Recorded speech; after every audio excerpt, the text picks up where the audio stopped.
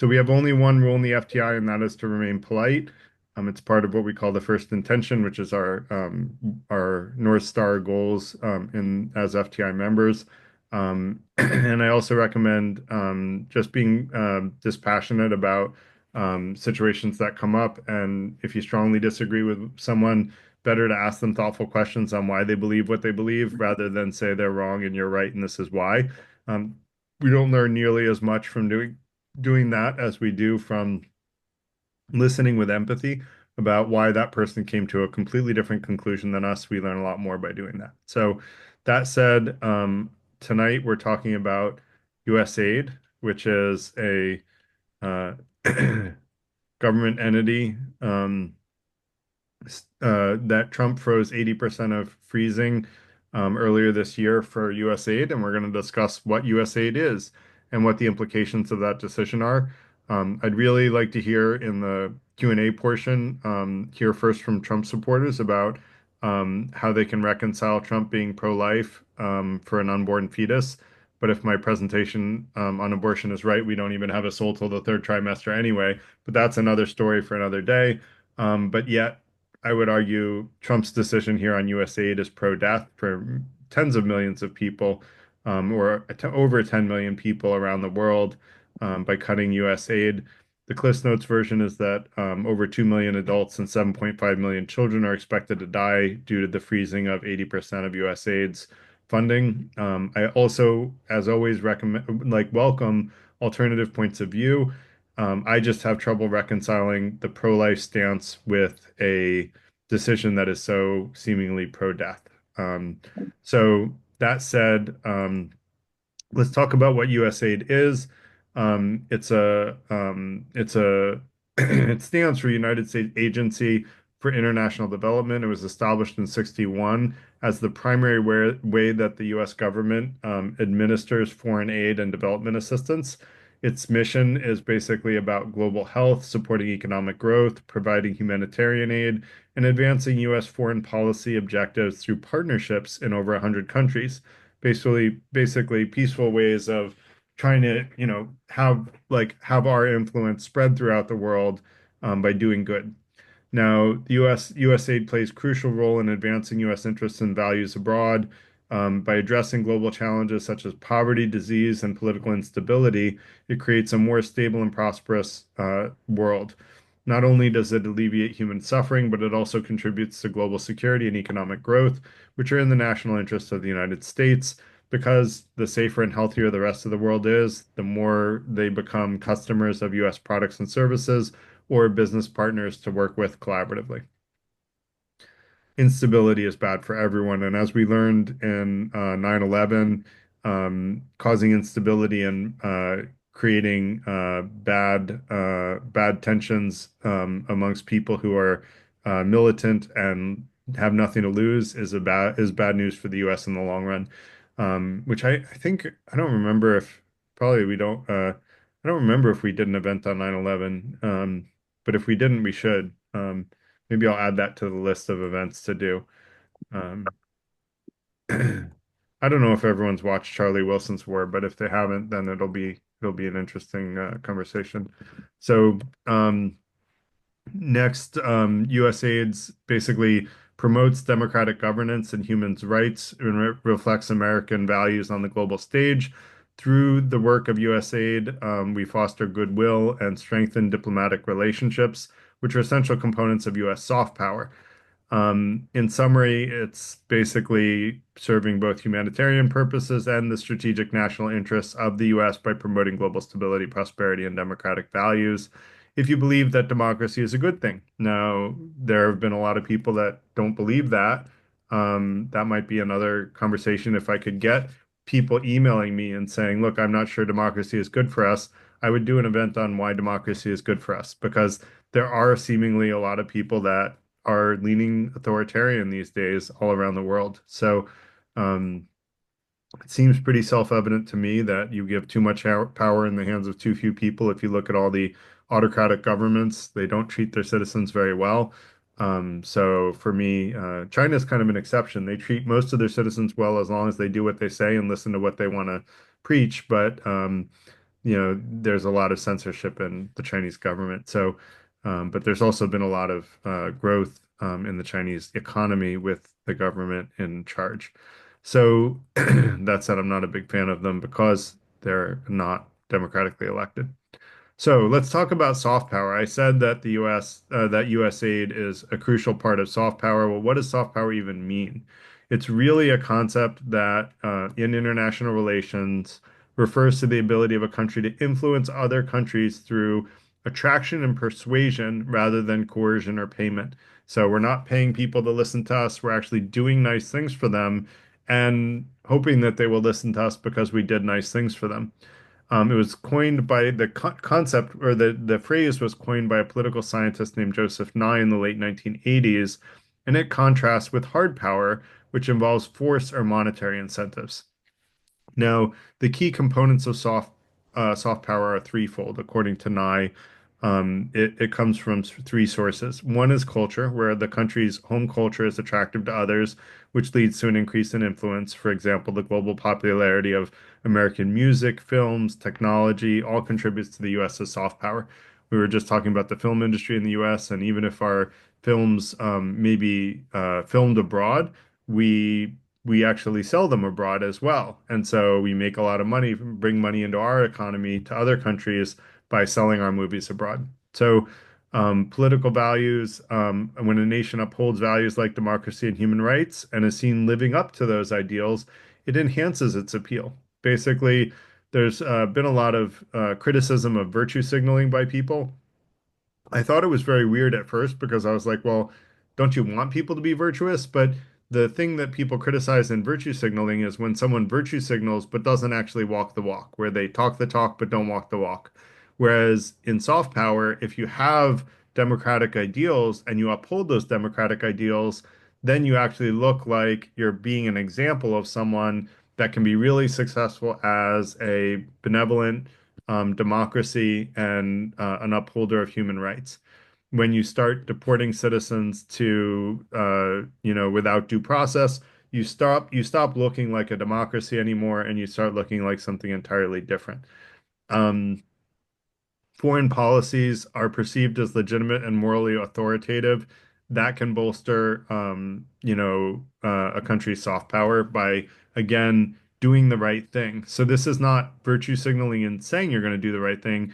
It's about reshaping people's thoughts through not only saying what you're going to do, but actually doing it through positive actions that help countries in a dire state of need rather than doing it through threats of violence or requiring, or by paying them off. So power plays a crucial role in global politics by enhancing diplomatic relations. If a country has a lot of soft power, you can build alliances and partnerships much more easily. You can promote your national interests by attracting other people to the value and culture. A lot of people come to the US because they like our culture, because we've had good soft power over in the past. Um, I think I'll make a good argument tonight that our power more or less ended when Trump defunded USAID because we don't have any other organization that is actually putting time and effort towards soft power that I'm aware of. Although if someone knows of one, I would love to hear of it. It would give me a little bit of hope. Um, but the other thing is it reduces reliance on coercion because when you have soft power, you can get better outcomes with a lower cost and without having to make military threats or actually follow through on those military threats if someone calls your bluff, and without having to put on economic pressure. So, um, basically, soft power is really critical. It's super important in terms of helping the US have a positive influence on the world, and we're essentially dismantling our ability to influence other countries with love and compassion in favor of the only alternative, which is coercive power, meaning the threat of military action or financial repercussions. Note, I'm going to go into the next. I'm going to go into the military expenditures in two slides, but the next slide, I'm going to talk about how much money US aid was out of the US budget, because you might be thinking, well, we need to cut costs, right? This is really expensive. Well, actually, US aid was about a smidge over $50 billion, which in budget resources is about 0.7% of the federal budget. It is a tiny, tiny fraction of the federal budget, which was actually over $6.1 trillion in, I believe that was 2023. Um, Despite the relatively small share of the budget, it is super important, as we talked about, for soft power. Now, let's look at military spend over the last couple of presidents, remembering that Trump is the one that defunded USAID. So I'm going to scroll down here. So Obama increased military spending something to the tune of about $540 billion to $583 billion. So relatively flat in terms of military budget, a little bit above inflation. Whereas Donald Trump, when he came to office after Obama, he increased it about 26% over his first term. So that was from 590 billion to 742 billion. Joe Biden increased it about 9% over his 4 years from 759 billion to 820.3 billion. I'm sorry, to 886 billion. Now, Donald Trump has already increased it in his first two terms 12%, which is this number here. And then if you extrapolate that and assume it's going to be another 12%, he'll be right about at the same level. Actually, it was 13%. I think it was 13%. It's 12 to 13%. It'll be right about the same level as last time, about a 26% increase in budget. So soft power destroyed by Trump, hard power absolutely, invested in a big way. So the question is, do we want to be a country that influences through thoughtfulness, compassion, caring, and trying to help people? Or do we want to be the person who threatens with military might every time we want to get our way? So let's talk a little bit about the humanitarian impact of the USAID cuts. HIV/AIDS, there's a cessation of funding programs like the President's Emergency Plan for AIDS that could lead to 1.65 million additional deaths over the next 1 year. A decrease in vaccinations will cause about 500,000 preventable deaths from measles, polio, and diphtheria. Tuberculosis estimated that there will be 310,000 deaths from interruptions in TB prevention and treatment services. Malaria, another 290,000 deaths, particularly in sub-Saharan Africa. Maternal and child deaths. The halt in maternal and child health programs is projected to result in an increase of 510,000 maternal deaths and 7.9 million child deaths. Now, let's look at the disease surveillance for disruption, because those are like the tangible estimates, right? But there's a little more going on behind the scenes. USAID has really been the instrumental in funding and supporting global health security initiatives, including disease surveillance and early warning systems. Ceasing all the funding of USAID will create a disruption in surveillance networks like the famine early warning systems, which have lost access to data and the capacity to share forecasts, which prevents the ability to predict and respond to health crises. The termination of the pandemic preparedness efforts, which were designed to create and to identify and monitor emerging pathogens, including novel coronaviruses. We had one of those recently, and if you remember, it shut down the world. Well, we're going to be less capable of responding to the next similar issue that comes up because the termination of pandemic preparedness efforts is basically going to prevent us from having early detection systems for a similar type of outbreak in the future. And the next one may be even more deadly than the last one, which had at the beginning about a 5% fatality rate. Um, and reduction in global health funding, the U.S. withdrawal from the WHO, the World Health Organization, and subsequent funding gap of nearly $600 million have forced the WHO to propose significant budget cuts affecting global health programs and pandemic preparedness. I have sources for all this, by the way, for anyone that wants the slides. I'll share them at the end, just remind me. USAID was an early detection system for diseases like Ebola and coronavirus, we're now far less internationally secure if another global pandemic comes. And so we're only going to find it much later after the outbreak is not stoppable. We've been lucky that there have been a number of pandemic or like a number of outbreaks of Ebola, and luckily those were stopped before they got too far.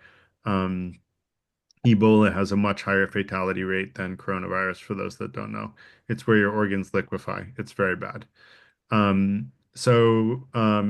Let's talk about the pandemic response consequences.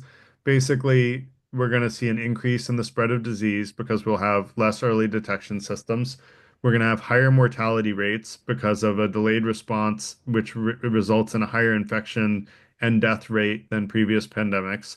We're going to have global health security risks because of the lack of coordinated international response mechanisms, which were largely funded by the US because we were trying to do good in the world so that we could influence the world in a very positive way. I think a lot of Americans take for granted the fact that so many people all around the world like the US and don't really know the reason so many people like the US. USAID was a big part of that. It was a big part of how we got a lot of, positive, how do I say, a lot of respect from people around the world. So, by the way, we save questions until after the presentation, just so you know, Stefan, but we'll get to you. Um, you can keep your hand up, Stefan. It's fine. I just wanted to let you know why I haven't called on you. So, health experts warn that the cuts may not only jeopardize the current health initiatives, but also compromise the ability to respond to future pandemics. As I mentioned, the loss of surveillance means that emerging diseases won't be detected in time, and so this is a very highly impactful set of cuts, which is why I decided to do a presentation on it. It's one that, we're not going to notice until it's too late, unfortunately, unless it gets fixed before the next big problem happens, which hopefully it will.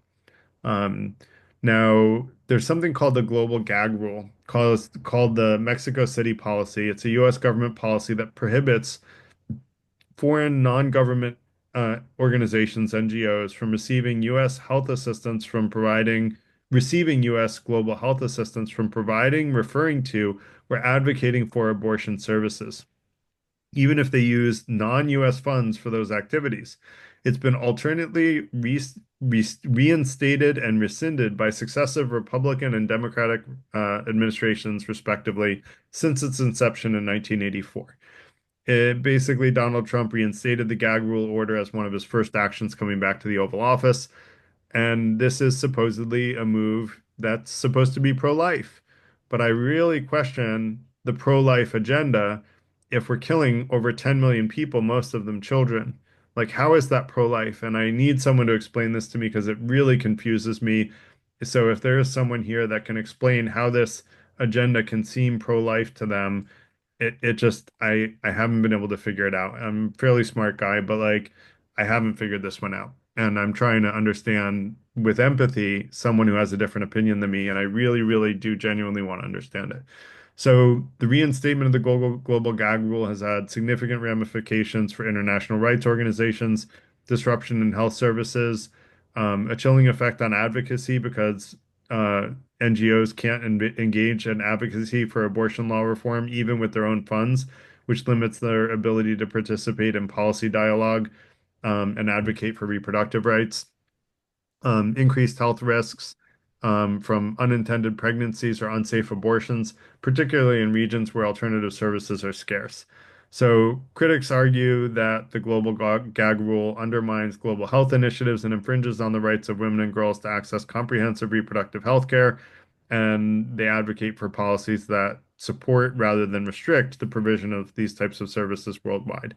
Now, I'll reference back to we did an event on abortion, and I would argue actually being anti all abortions is also not pro-life because if my argument is right and my defense of free will is right, the spirit doesn't actually enter the body until the third trimester. So an abortion up until the third trimester isn't like killing a baby anyway. It's just abortion of a fetus, and there's no soul there anyway. So I think that there's a lot of misunderstanding around the topic of abortion that's causing a lot of unnecessary harm. Um, So Trump's global gag order is supposed to be pro-life, but we're talking about 10 million deaths here. So this is the part that I just don't understand, and I would love for someone to try to explain it to me. That is the end of the presentation, so feel free to put your hands up now. I'll just say that it seems to me that Trump's policy is far more pro-death than it is pro-life, even though part of it is done under the guise of pro-life. I don't understand how you can justify the freezing of the funds that cause over 10 million deaths when you have a claim to be a pro-life person. So, if anyone can understand that, I particularly want to hear from conservatives first. So, I would love to hear how freezing the funding of USAID is considered a pro-life stance. So, Carrie, can you help with that? I think so. Let's Please, see please try. if I yeah, let me see if I can. So I think the first thing we have to do is divide up how we want to characterize our obligations and our duties from charities or optional behavior, right? So if I give to the breast cancer foundation, that doesn't mean I'm pro pancreatic cancer because I didn't give them money, right? Or Right? if I don't give money to the homeless shelter, that doesn't mean I'm pro homelessness necessarily. That's In the correct. same, right. So in the same way, if I don't give a bunch of aid to a particular country outside of our national borders, that doesn't mean I'm necessarily pro any particular outcome.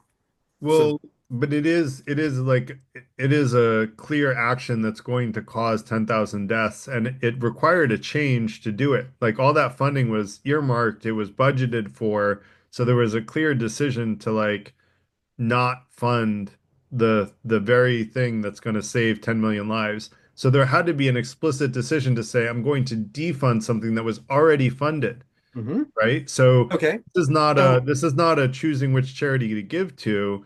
This is about the US supporting international allies across the world to prevent a lot of preventable deaths. now citing to USAID's brochure as to what they do, I would say that folks who are pro cutting their budget would probably have something to say about that being an accurate reflection of what they are actually doing. I mean, this is an arm of the State Department, right? This is the same State Department that includes the CIA, which has got to be one of the most diabolical organizations, on Yeah, but planet Earth. that's like saying that they're a member of the government and the government did bad things, therefore all the government is bad. All the Well, government is not all good or all bad. There are good and correct, bad people in the correct. government, and USAID is not one that gets, in the news for doing bad things. Whereas if you Well, look at what the CIA, well, go ahead and show me well, articles to the contrary. so I mean, here's what I think is now part of this stuff is largely a black box, right? We don't have direct access. Well, if somebody says we're funding agricultural transition in Afghanistan, we might say, oh, that sounds good, but does that mean they're having farmers that are growing food and teaching them how to and encouraging them to grow poppies for opium instead?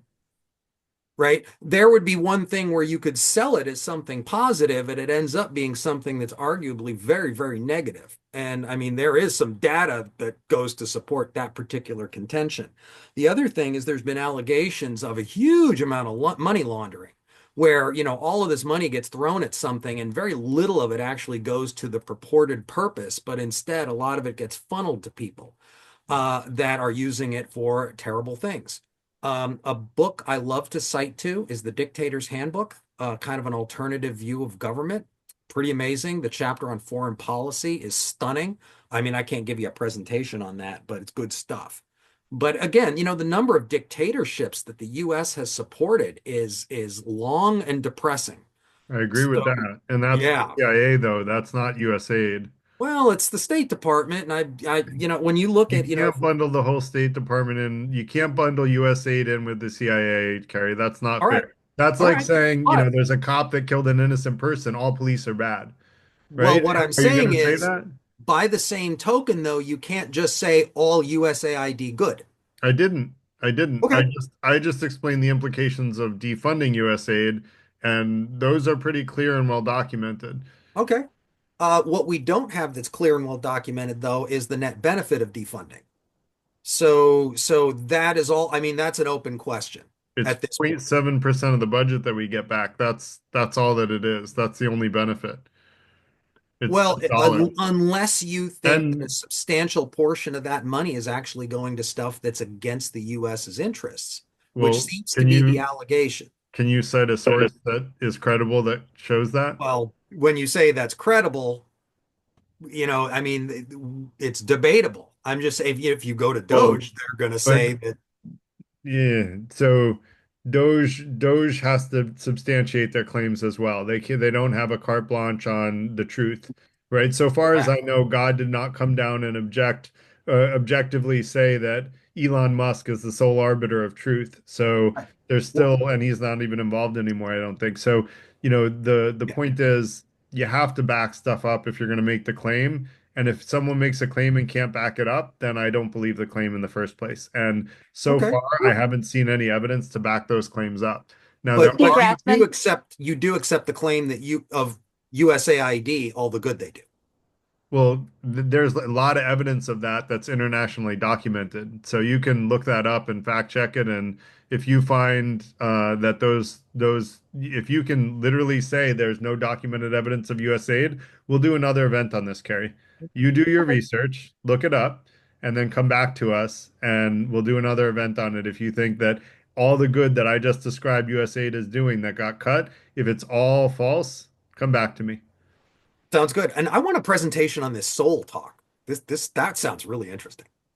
So we did the presentation on abortion. I don't know if it's still up. I'll see if I think it's still up. Uh, yeah, topic like abortion. So I will put it in the chat for anyone that wants to see my presentation on abortion. I think I made a pretty good argument actually using pro-life materials that the soul doesn't appear in the body until the third trimester. Can't wait. Thanks. Sure. Um, anything else, Carrie? Nope, we're good. All right, Stefan. It doesn't see it really does amaze me, but there's what's normal is the ludicrous these days, and how we could go on with conjecture and not really talk for a long time and not really say anything that can be substantiated. And then to be able to, I always remember this funny thing somebody told me: never argue with a fool on the street corner because the people walking by won't know who's who.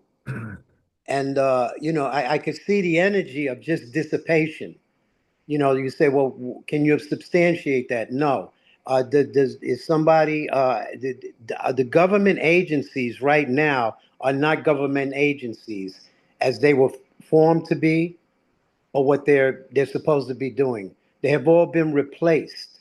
All of the heads of all of these, that's what's happening. The all of the apparatus that hold up the Constitution have been all but shredded, and we are in a crisis. But here we are sitting here talking about back and forth, and we're talking about films and this. The bottom line is you see what's happening in the Gaza Strip, okay? You see what's happening when AIDS hit New York. I only know for New York. The black and the Latino, the people who are not white, it was largely proportionate greater. It was 80%. So what's happening here that I can see on the bigger picture is they're looking to cleanse, not ethnically or racially, just cleanse, just get rid of people all over the world. You're saying that this particular person you keep talking about, I don't even want to say the name because that's how they got in the office was the media. They didn't spend but $10 million towards the end of the campaign. It was all media because it was so ridiculous and it was giving a horn. And then what happened was all the lunatics, there was a voice for them. They were like, yeah, yeah, Try to but finish try to yeah. finish your thought. I forgot to say in the beginning our general rules for Well, Q&A. you let this guy go on and on. Well, we were going Are back you and letting him forth. talk? I'm just Yeah, starting. For I've got 10% of what you just went back and forth with somebody who didn't right. really substantiate anything. But if you like, I'll just leave. No, If I don't that's want what you to this is leave. about, I just I want you know to I know it's uncomfortable. But the bottom line is, you're talking about somebody who made a deal with everybody. He made a deal with the people who hated the people in Israel. He made a deal with Israel. He made a deal with the church about abortion. This guy don't care about nothing. He made a deal with everybody. And then this is perfectly documented. Anybody who would support him, and he got all that support, was because he said things that didn't mean anything. And we say that, the cause, the deaths that are caused, they don't matter to this what's going on now. When the first term, the person went and got the handbook for dictatorship. He had private meetings with Russia, private meetings with North Korea, private meetings with people in the Philippines, one guy in the Philippines that was a dictator. He had private meetings. And then when he came out of the meeting from the Korea, he said, oh, yeah, we discussed hotels. He discussed hotels about Russia. His son came on the TV one day and said, we've made a lot, we've made a lot of money with these people. Everything, now he's getting a jet from somebody. We're deteriorated. And it's happening right before our eyes. And we're here wasting time going back and forth talking about things that cannot be substantiated and talking a long time and not really making a stand in anything. And this is part of what got us where we are. Well, And there's no, a I lot think of people here right now that this is how it's done. It's happening right now as we speak. And you're saying, can people explain this to me? There's no way to explain tyranny that's going to make any sense out of it but this other is than this is exactly why I'm asking someone to explain it because they can't. I want to hear the perspective of someone who feels like they can explain it. And Kerry did a good job of explaining his He explained perspective. it.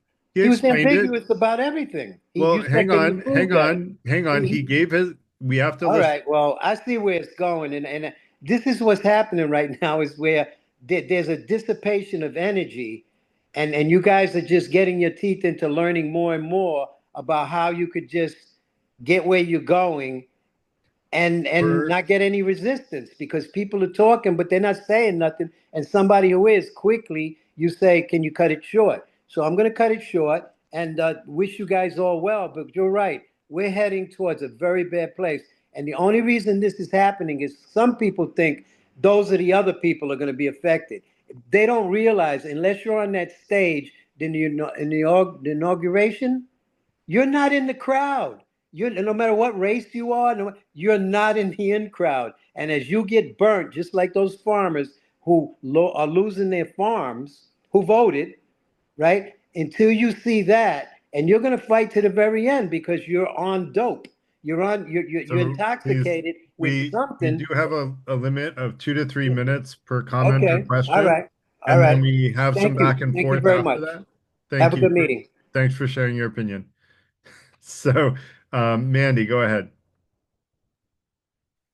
I was going to say, I have a really difficult time when you're going through the slides because I want to say things at the same time. My brain doesn't work that way to wait Write till the notes, end. Mandy. I always write notes when I'm in a presentation. I write notes about all my questions, and then Yeah. when the Q&A comes up, I have a list of 5 or 6 questions because, like you, I want to talk during the presentation.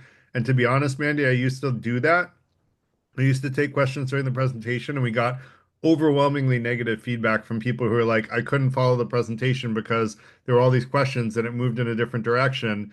And so now, based on that overwhelmingly one directional feedback, we got that people wanted to see the whole presentation first. So Yeah, I hate to tell you, but that's where we are.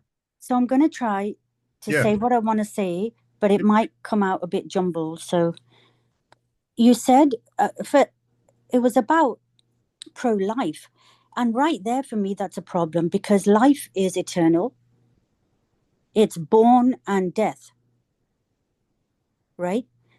And from that, it made me think that who made President Trump God? Like, why are we expecting him as God to be looking after the rest of the world? I think aid should stop because the priority needs to be America first.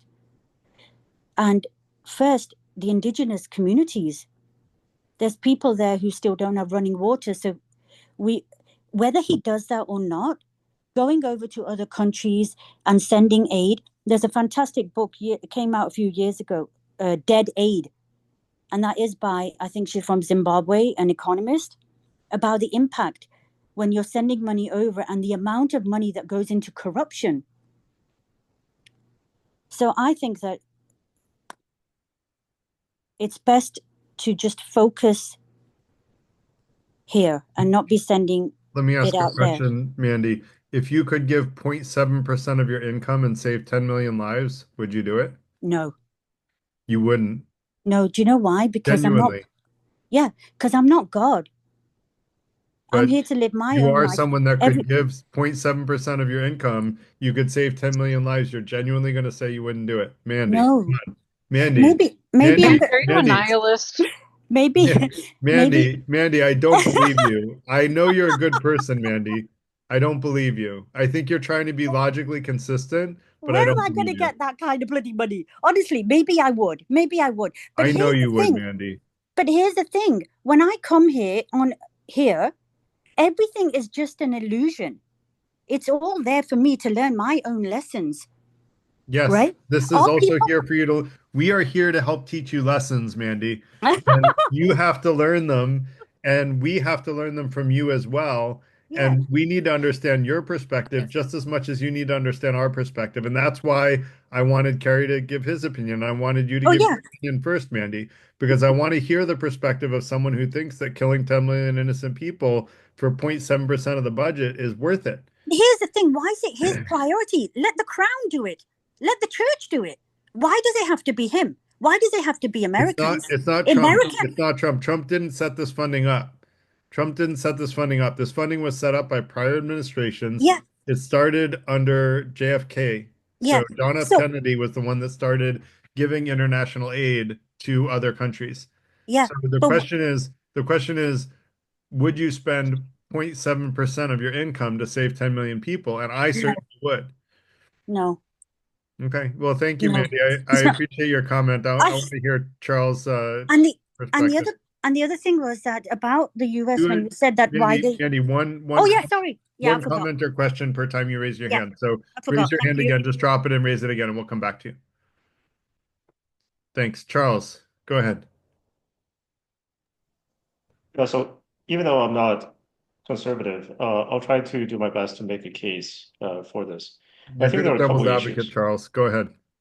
The one is that I think there's some issue with the framing itself in terms of kind of meta, because we are assuming that um, politicians are consistent, and I suppose there's the implicit assumption that Trump needs to be consistent and other politicians need to be. But I think fundamentally, politicians, Trump, but as well as his opponents, are not consistent. So if we were to apply the same sort of analytical rigor to, let's say, okay, because Trump is at least pretending to be or crafting an image of somebody who is pro-life, and then we are taking a rigorous definition of what pro-life means for the most kind of rigorous religious conservatives, which is basically no life, even fetuses should be kind of discarded.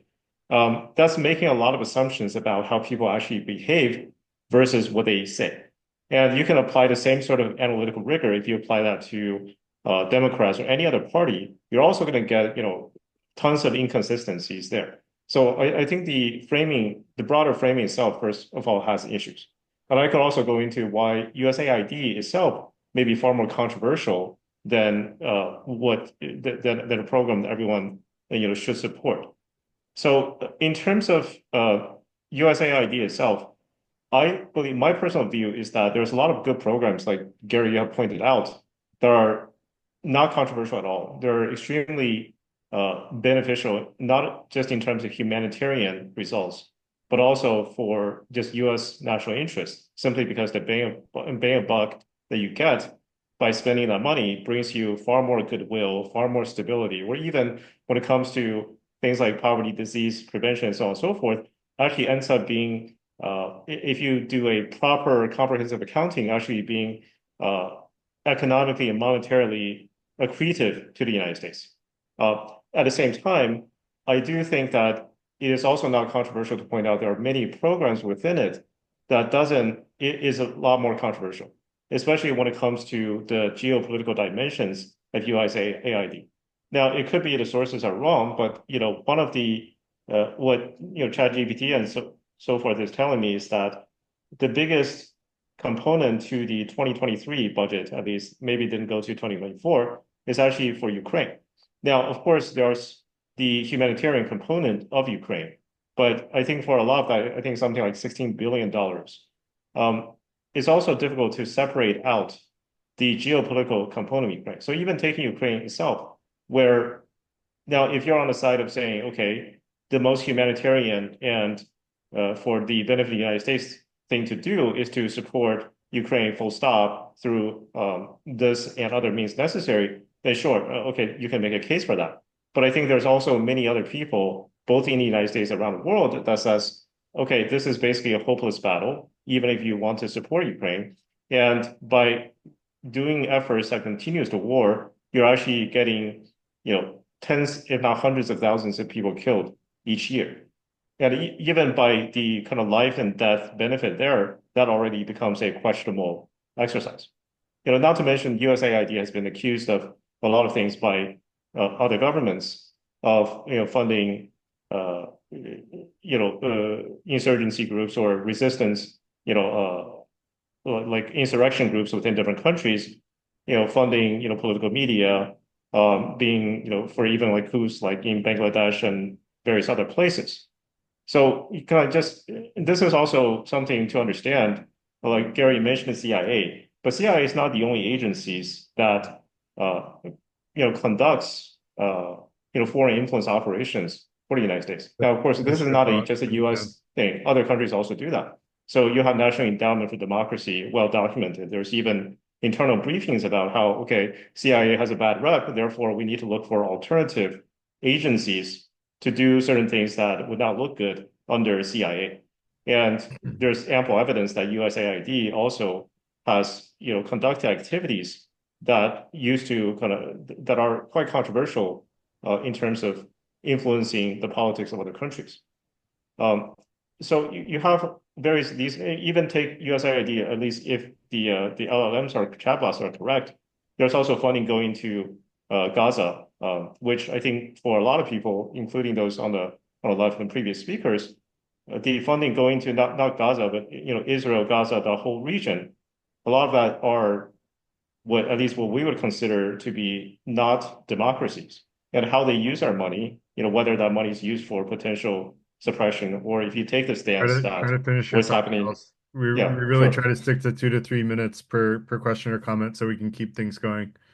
Okay, so without going too much into all the details, to sum things up, would be that there is a quite substantive, maybe not a majority, but at least a substantive enough proportion of USAID that is controversial and political in nature. And that portion, arguably, you can make a case that needs to be looked at. So it's not a unmitigated good that we like to think of as.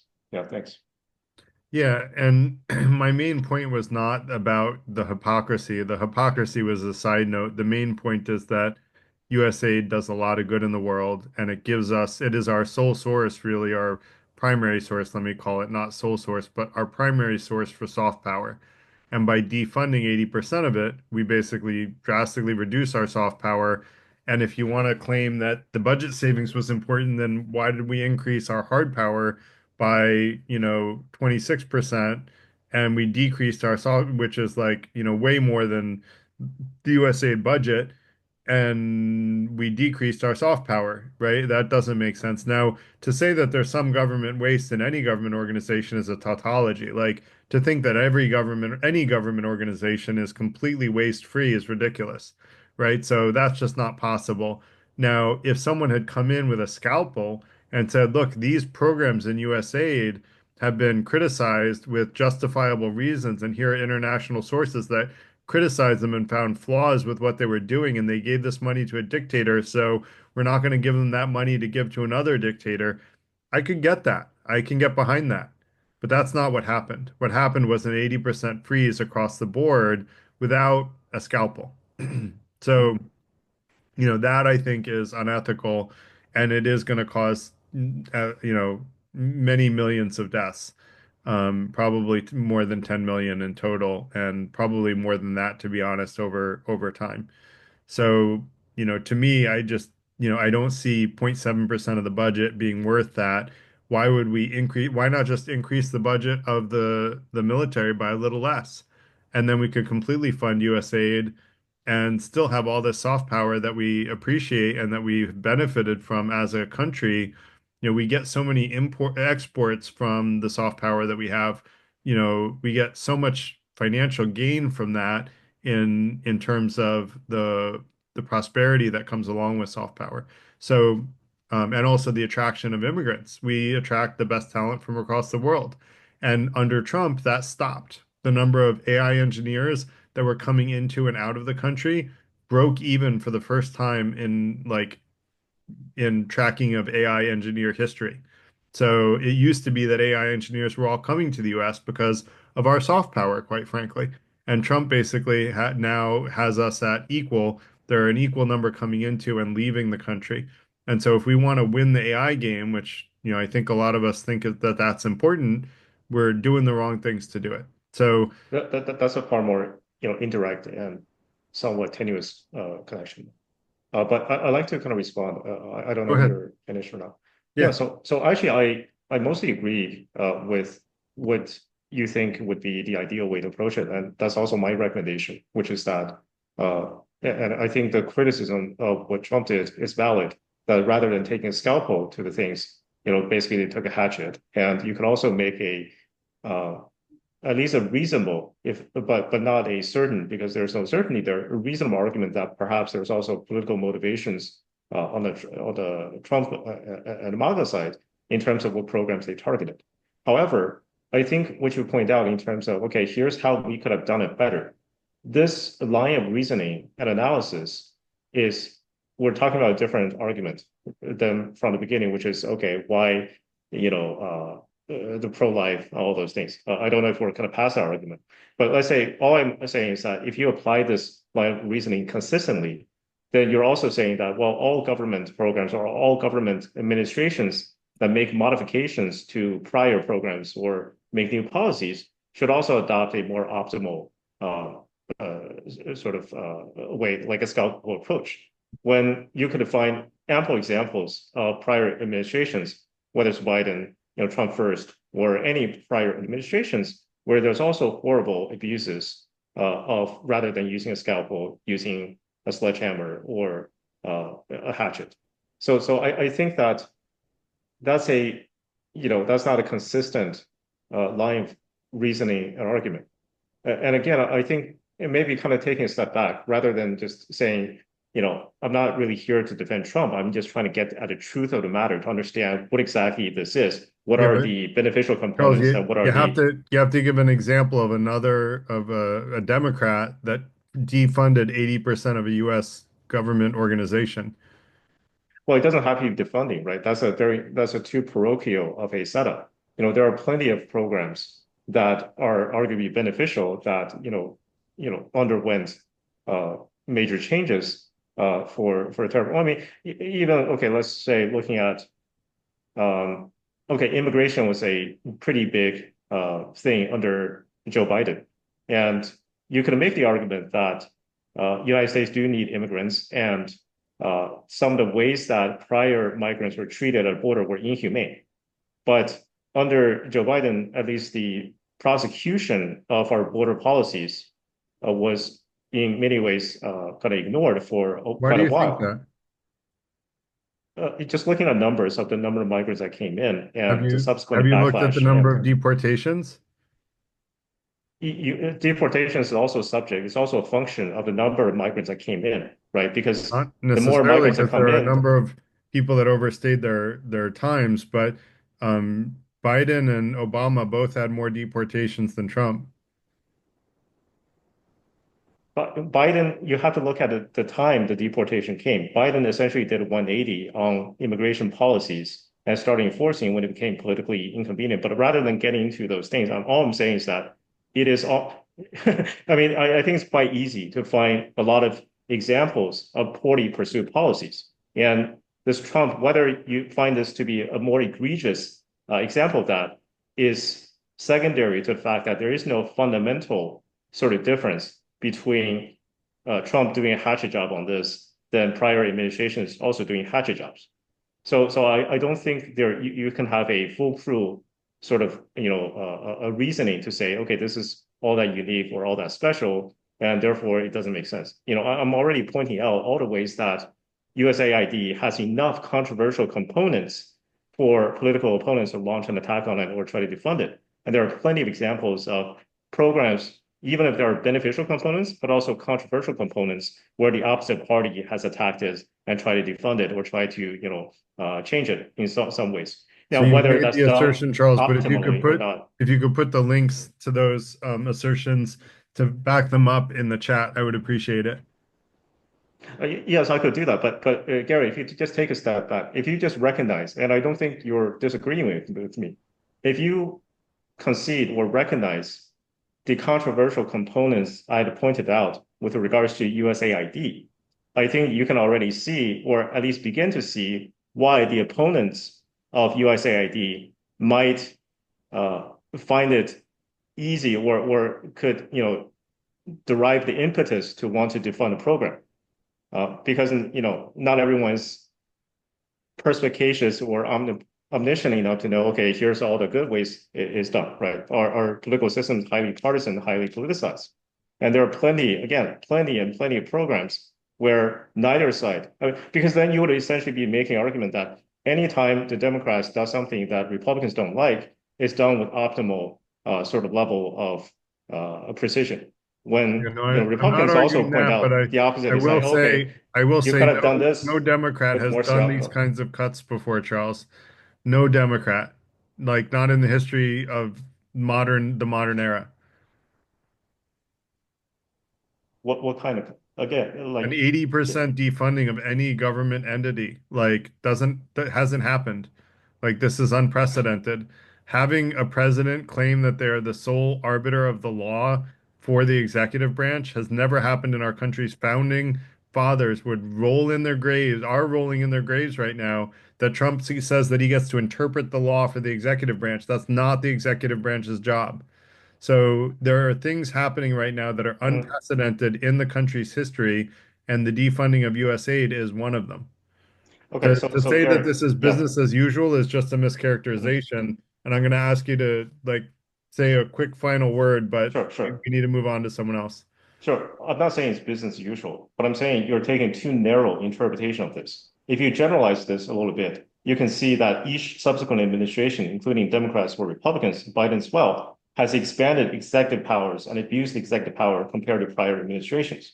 So yes, I agree with all the things you criticize Trump about, but I think the mistake here is that if you take a too narrow framing, then of course, if you particularize anything, then it's going to be like only Trump did it or something. But once you take a more broader interpretation of this, you can see this is actually a trend made worse by each party, whether Donald Trump or Biden or any prior presidents. I agree that there's been a more overreach by executive orders over time, and part of it has been the dysfunction of our federal government and people wanting to just get something done.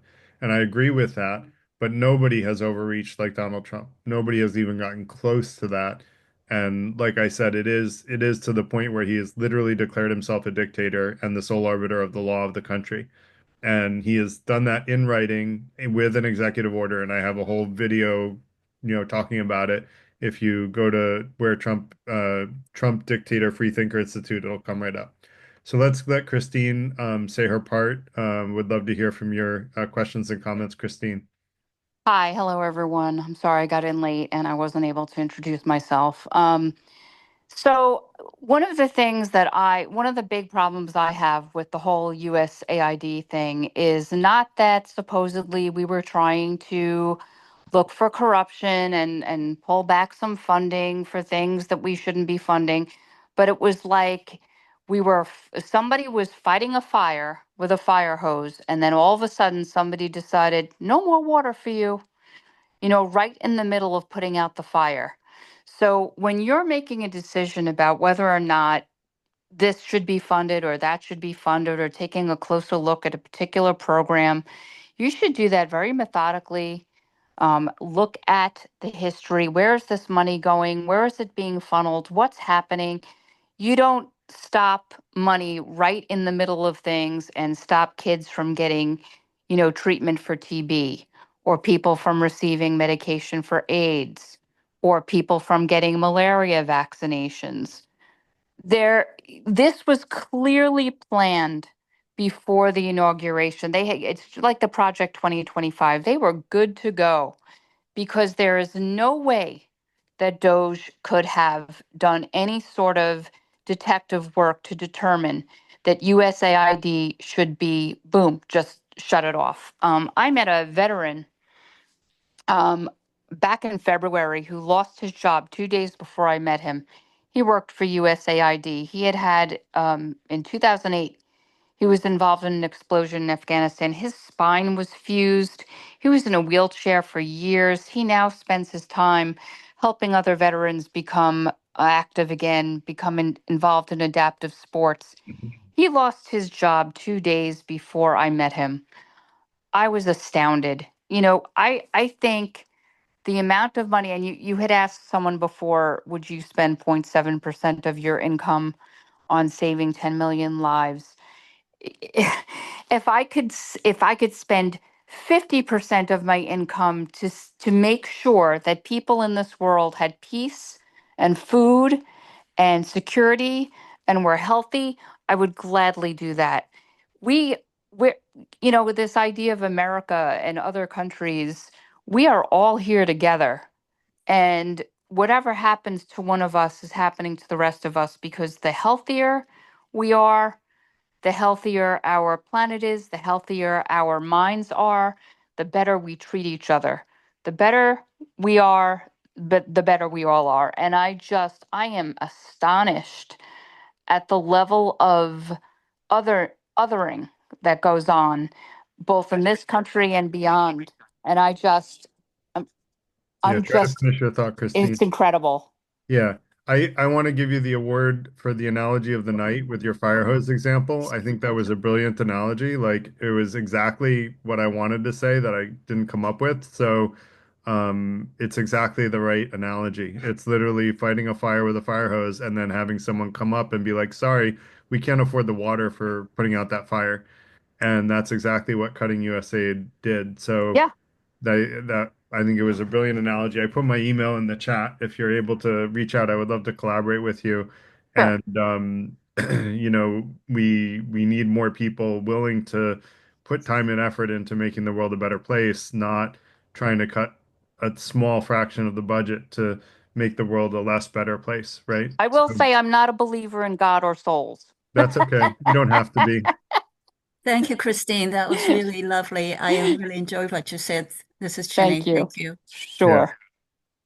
And you don't have to believe in God or souls. Doesn't matter. Like I think that we all, being a good human being is what matters. And for me, following the five intentions means being a good human being. And quite frankly, I like to say I don't think God cares if you believe he exists.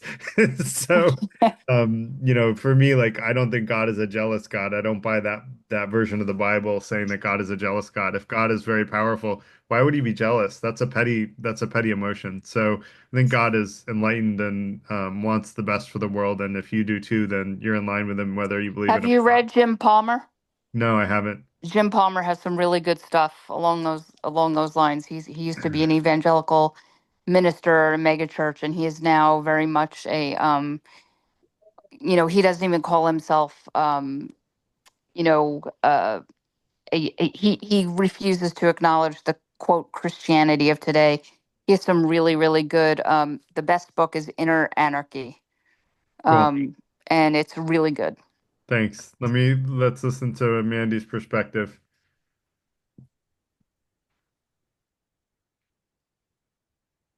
Hello. How are you? Not well. Sorry to hear that, Mandy. I can't believe that playing the devil's advocate, I would end up with just a nasty comment. And of course, we want world peace, but we did nice things before. I think we did nice things for Saudi Arabia. We did nice. You said that we do nice things for the rest of the world. Well, we have with USAID, but we don't do nice things anywhere else.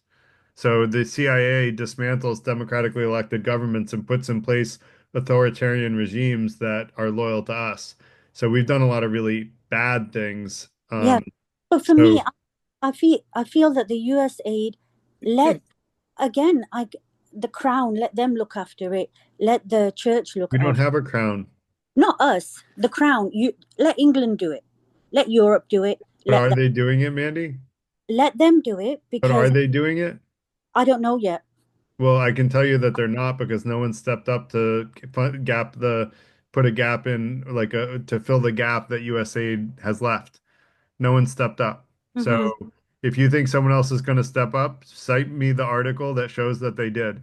I don't But think anyone has, and I don't think anyone will. And that was actually someone wanted to ask you a question, but she had to leave earlier. She wanted to ask you who is supposed to step up, right? And the question is going to either be answered one way or another, Mandy. And I'm willing to bet you $100 that no one's going to step up and fill the gap that USAID has left. Not fully.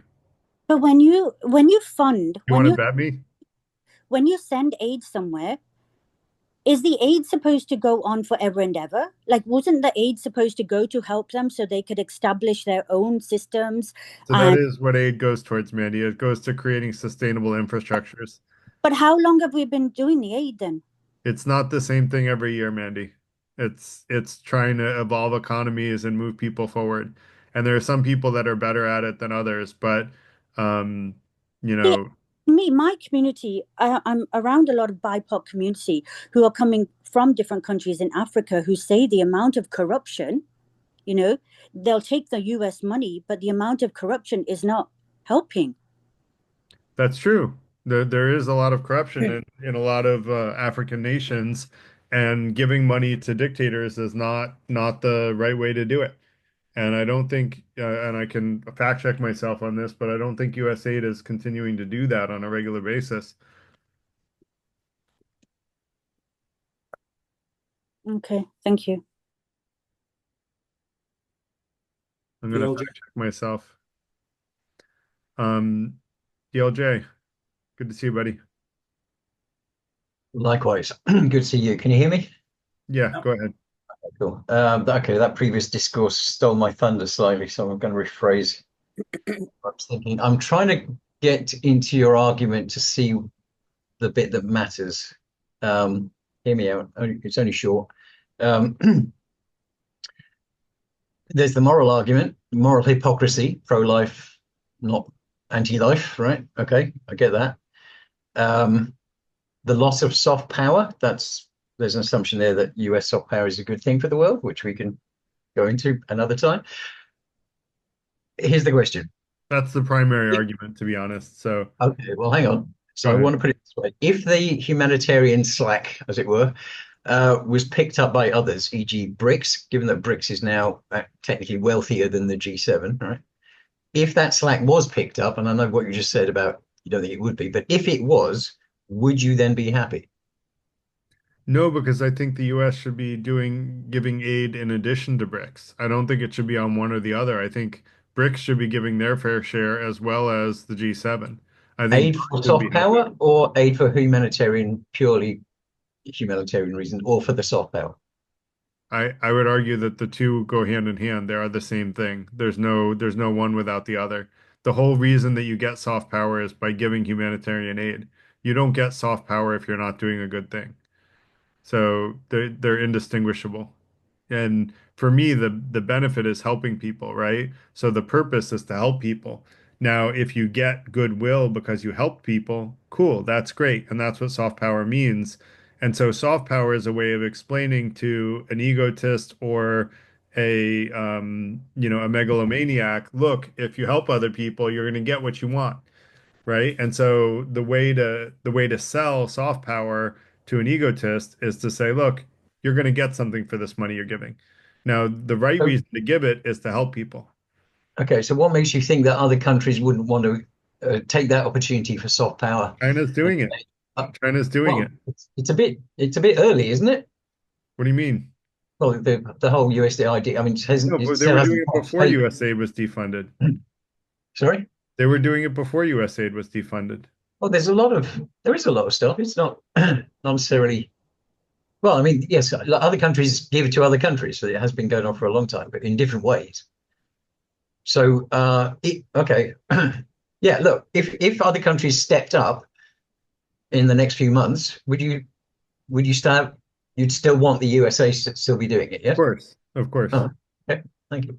Yeah, because I don't think that there's a limit to the amount of help that's needed across the world. I don't think the US was satisfying 100% of the needs internationally for everything that could make the world a better place. I think there should be far more money. I think honestly, the US aid to other countries should be bigger than the military budget, right? Think about what that would look like if we had more soft power than we had coercive power. God forbid we actually be a good human being in the world stage instead of forcing people with guns and money to do our bidding. I think that would be a much better world that we would live in if we would all give more to soft power than we do to hard power. Now, I did fact check myself, and I want to say it turns out that USA does sometimes work with dictators, and the reason is because they have no way to get to the citizens without the permission of the government. And so, if there's a very fragile country, they will work with dictators and give money to dictators in order to get humanitarian aid to the individuals underneath. So then you have to ask yourself, is it worth it?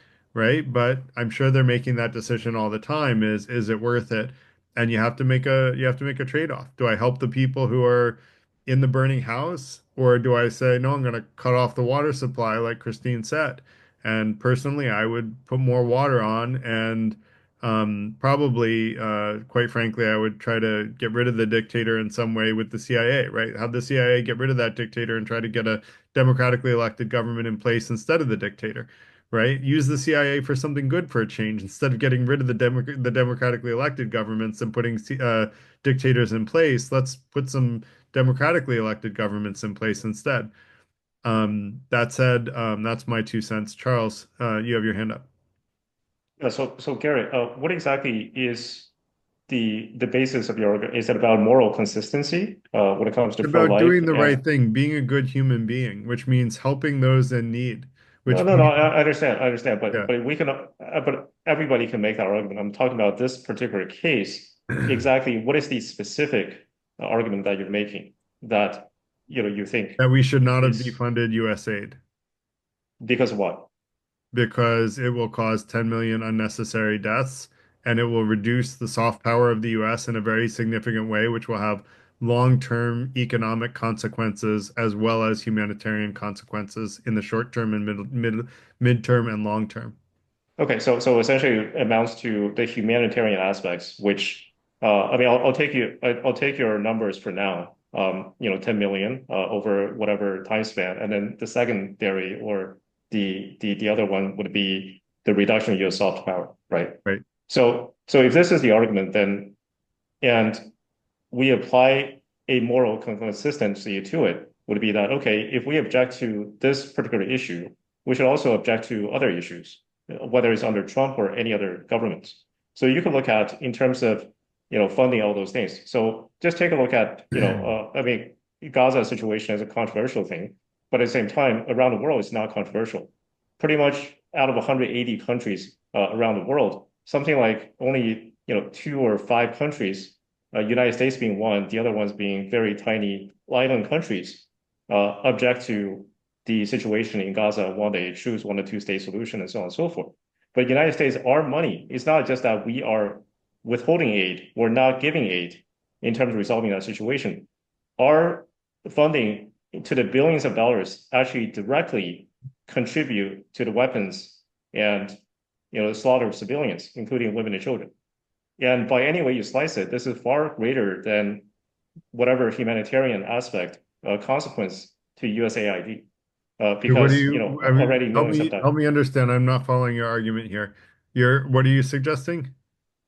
No, I'm saying, okay, if your impetus is to say, okay, humanitarian concern is my foremost, and secondarily, or my other concern would be US soft power, then and then I can give you counterexamples of other cases where we are not applying the same sort of rigorous or analytical lens and kind of rigor to it. Because if you say, okay, this is, I think by presumption or implicitly, you're saying that this is something that's uniquely bad, and therefore we should address it because Trump is doing something uniquely bad. Now, this argument I think would have a lot more moral weight if that's indeed the case. But if there are many other examples, or at least even one example of something done under Donald Trump that's also comparable in nature that we're not talking about, or we did not, have the same sort of scrutiny for, then I think that's a case to be made. Okay, why do we scrutinize this but not scrutinize the other ones? Or So what's the other or what's this the is other example that you think is worse? I mean, I think there are plenty. I mean, just take the Gaza Just choose situation. I one, mean, Charles. Just choose one. Since yeah, I there are already many, it did. I should be already easy to did. find one. The Palestine situation. We are giving, in terms of military aid, it directly funds the weapons to billions of dollars, and that's actually more than the budget cut to USAID. There are more countries around the world is, calling for US to stop the funding for what is going on in Palestine. There's the International Criminal Justice Court. South Africa has brought lawsuits. So whether it's in terms of So we soft already power covered hit to the us, we already covered the Israeli-Palestinian war. I don't think you saw it, but it's on YouTube.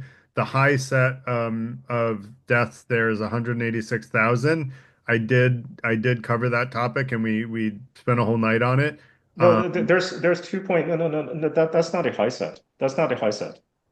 That is it's a war zone. There's already just look at all even the UN reports, all the arguments that brought forward, right? Is that the number of people that is still, and again, this is an ongoing matter. There's enough people dying every single day. Yeah, whereas when you're talking about USAID, that's a projected some future total No, that's a lot not of actually those are happening. people There's that this have already ongoing. died. A lot of them are people that have already died, Charles. Garrett, What is the very number? differently.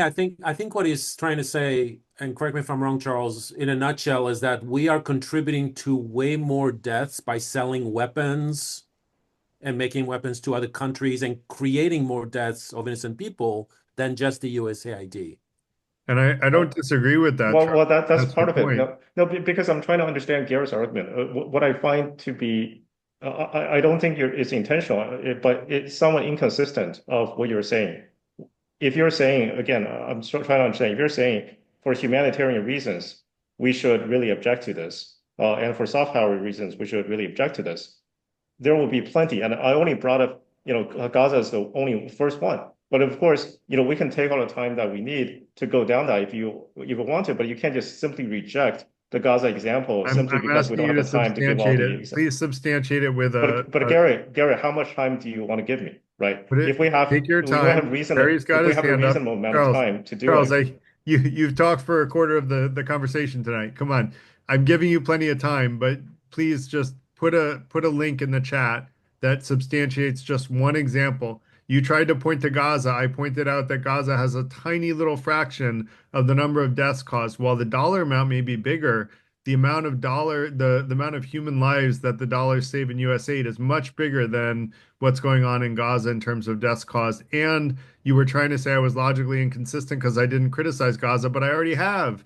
I already did a whole event on it. So Garrett, first of all, requesting me to post a link, not that I can't do it, but I'm just saying this is not a symmetrical request in the sense that you I have the posted time links to for all prepare my a stuff. presentation. I'll give you my Right. links. I do not know what would be the response. Just as if I give you the argument, you brought up something new information, and I say, Garrett, just give me information right away. That would not be a symmetrical And I'm request not asking in you to terms of give me going about. information right away. Take your time. Come back to it next week.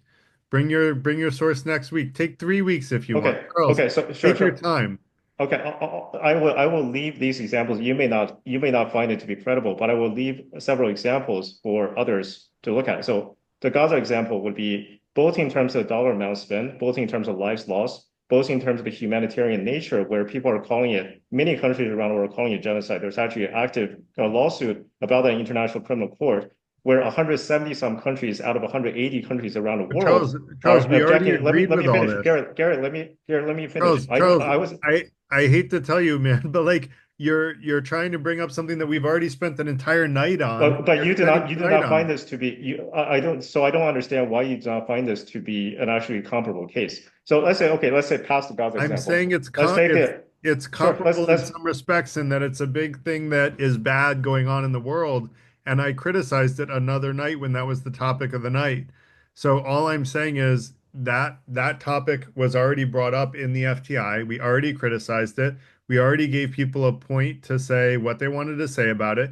Tonight is not that night. Go to the YouTube video and put your comments on the YouTube video about Gaza, Palestine. I would love your Right. So feedback on Garrett, that my presentation. objection to this is that the way that tonight's kind of discussion is set up is implicitly, you could correct me if my assumption or my interpretation is wrong.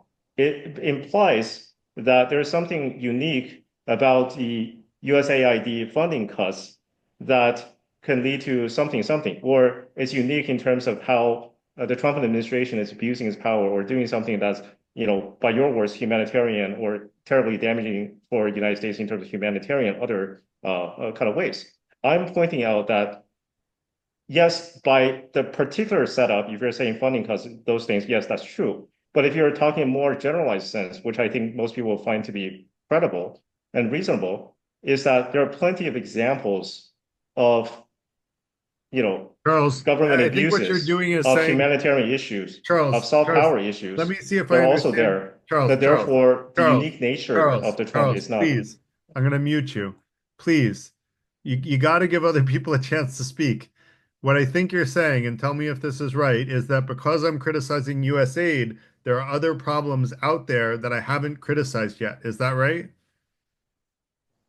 I'm essentially saying you're not providing, yes, but the crux of the argument is that it is not a consistent sort of, rigorous analysis that's applied to this case and other cases. What part of it is not consistent and rigorous? The fact that implicitly, you're assuming this is something that's far worse than a lot of things that's also going on. No, I'm just But saying once this is you a bad thing. It right, is simply okay, a bad okay. thing. Charles, I hold on. Let me say my part because you're talking a lot more than I am, and I got to get a chance to get a word in. I mean, I'm supposed to be the host here, and you're not letting me talk. So my point is that this is a bad thing, not that it is the most bad thing on earth this week. We plan these events 2 months in advance, man. I can't force rank prioritize the worst things going on earth and make sure that I time them exactly with the week that comes up. So, yes, this is a bad thing. Yes, there's other bad things going on in the world. And yes, I've criticized them, and Gaza's one of them. I've criticized that too. And if you have other topics that you think we should cover that are worse, bring them up to me. We'll talk about it. Okay, so Garrett, Saying I'm 20 seconds. logically inconsistent is absolutely false. I'm Okay, extremely logically consistent. So Garrett, 20 seconds. So to let you know why I used it for relevance. So it is because I think there's assumption or implied, at least I'm interpreting it, that conservatives, because we're trying to understand, okay, why do conservatives support the USAID funding cuts if they care about this and that? Why aren't they being morally consistent? Why aren't they holding Donald Trump to the proper standards for these 20 seconds, potentially Charles. humanitarian actions? So all I'm saying is that because there are so many other bad things going on, some due to Trump, some not due to Trump, I think it would be reasonable and easy to see how a conservative, due to our tribal nature, can simply point to, hey, why aren't you guys criticizing the other things enough? Or why aren't we taking the But same Charles, sort of why don't you scrutiny listen to to the other? conservatives that are here and their voices? Like Kerry's given a great set of perspectives, right? And I'm looking for his opinion on defending those perspectives with data and facts. But he gave a very good perspective from a conservative point of view. And, so did Mandy, right? Now, Mandy, I think, gave a little bit of a contradictory perspective to her actual moral stance because she's a very moral human being. And I don't think she meant that she wouldn't save 10 million lives for 0.7% of her wealth or her income. But Oh, God bless your cotton socks, Mr. Lang. Bless your cotton I socks. know you, Mandy. You would never, you would spend the money. I know you would. Guys, can I just Yeah. Go suggest ahead, something Carl. just in the sense of mediating here? Yeah. Because I'm listening to both sides and you both make good arguments, but I feel like we just keep going back and forth in circles I and agree. everybody's waiting to speak. Charles, what I would recommend, Garrett has left his email, and if you want to spell it out and He has email my cell phone. I'm He knows sure me. you guys can have that going back and forth in email. That Yeah. way we can continue with the meeting, if that's okay with both of you. Yep, agreed. Let's take All it right, offline, Charles. Jerry, go ahead. Thank you for your patience. Oh yeah, no problem. Charles, you get paid by the word? You must be wealthy if so. All right. Let's be respectful. All right. Hey, all right. I am sorry. I apologize. Okay, so I have an alternate way of describing this than the fire hose, and I want to see what you think about this. Let's say you are in charge of auditing an endowment, right? And you, in the course of your audit, find huge irregularities that indicate massive fraud. Is there a point where it might be a rational decision to revoke the spending authority of the folks in charge of spending the money before you are able to unwind all of what's going on? Because I think that's the argument. And the fact that we've got an 80% cut implies that 20% still there. So maybe what the idea is, it's like, look, there is rampant corruption here. We're just going to cut this thing off, pull the plug, and then we can go and do a forensic analysis. I mean, I find it interesting that the Doge people were all of these, like, super smart brainiac folks. I mean, what, one of the kids was that guy that was like, deciphering scrolls from Pompeii using AI when they're still rolled up and stuff. I mean, these are smart people. And my guess is they were able to download these things and they're probably using AI to try to figure out where the hell all the money's going. So, Yeah, I think if I may spend 10 seconds replying to that, because I think there was discussion on I that. need to And I step away think for 1 second. I'll be back in 2 minutes. Yeah. So, Carl, go ahead. the metaphor for that would be they're using the chainsaw instead of a scalpel.